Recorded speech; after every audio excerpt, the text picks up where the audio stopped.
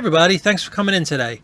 I wanted to do a video all about a magazine, a kind of special magazine that I used on Monday night's listing show, a link of which you could see right here. Every Monday we do live listing shows. The reason I wanted to devote an entire video to one magazine when I have hundreds of magazines sitting around that I could theoretically talk about, this one magazine was kind of special. Let's talk a little bit about this specific magazine. It is an issue of Ladies' Home Journal from June of 1922.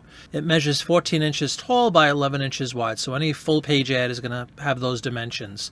That unto itself doesn't really make this that special. What really makes this magazine stand out, in my view, is that already I have 50 ads that I've been able to list on eBay taken from this one magazine. 50 ads. And there's actually plenty more left that I haven't really carved up yet. Here's what the cover looks like, just in case you see it out there in the wild. I know it's not the sort of thing that you're going to stumble across every day. Just in case you do, just know that this magazine is an example of several, probably from that era specifically, that just chock full of tons of fantastic print ads.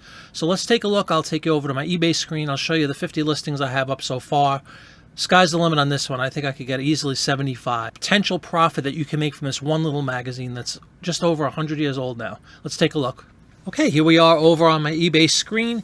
You can see what I've done is I've just sorted by this custom SKU that I have, LHJ5, Ladies' Home Journal, number 5, the 5th Ladies' Home Journal, that I've carved up and taken ads out of. And there's my astounding results so far. 50 ads. You can see the listing value is almost $750 on those 50 ads. And this is something else I wanted to point out. I'm currently running a sale, 25% off. So that value is 25% off of my original listing value. So you figure it was over $1,000 worth of advertisements pulled out of one little magazine that's 100 years old.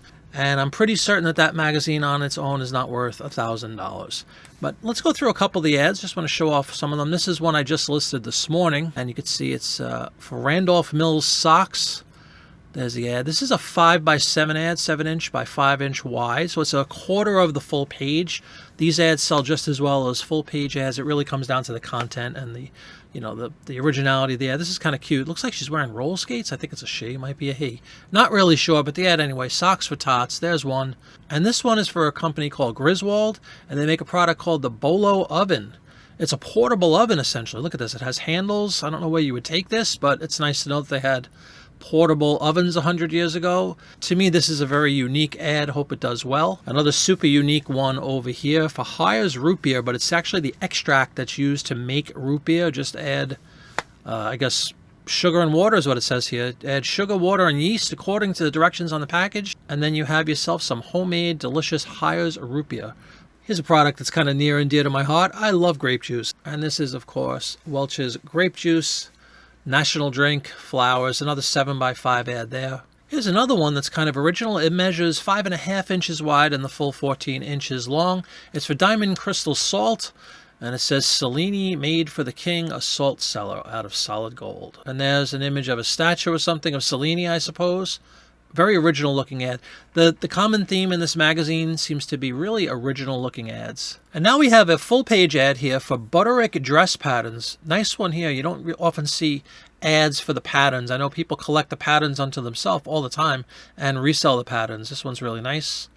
Butterick patterns with the Deltor, the pattern that pays for itself in material saved. All kinds of instructions on how to use the patterns. Super cool ad there. All right, let's take a look at one more, because if I show all 50, the video will be about 3 hours long. Not that I would mind that, but you might. This one is another very unique ad. Indestructo trunks. I guess before suitcases, you'd see this all the time in old movies. They put them on trains usually, but it's a trunk for traveling.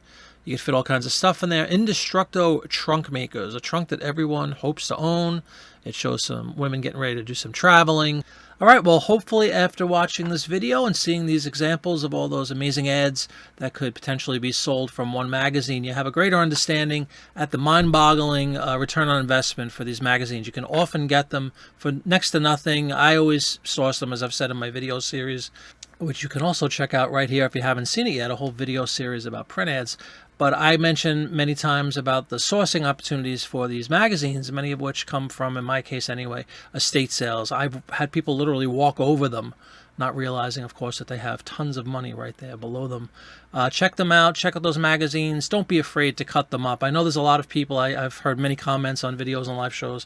There's a lot of archivist mentality out there, or people that just can't bear to rip up these old magazines. They think it's kind of sacrilegious something to do so. I just don't look at it that way. People resell and part out things all the time. The amazing return on investment makes it an easy decision for me. And if anything, I think I'm just breathing new life into these old ads that would otherwise sit on a shelf somewhere or be discarded after 100 years. They're now being presented in people's homes. They're being collected and cherished. So I hope you enjoyed the video. If you did, please leave it a big thumbs up. And if you haven't yet subscribed, I'd be honored if you would consider doing so. It'd be great to have you on board. We do live shows Mondays and Fridays most weeks, and videos scattered out throughout the week. I hope you have a wonderful day, and thanks again for checking out the video. If you have any questions, comments, concerns, leave them below, and I will respond to everyone individually. Have a great time, everybody. Thanks. Bye-bye.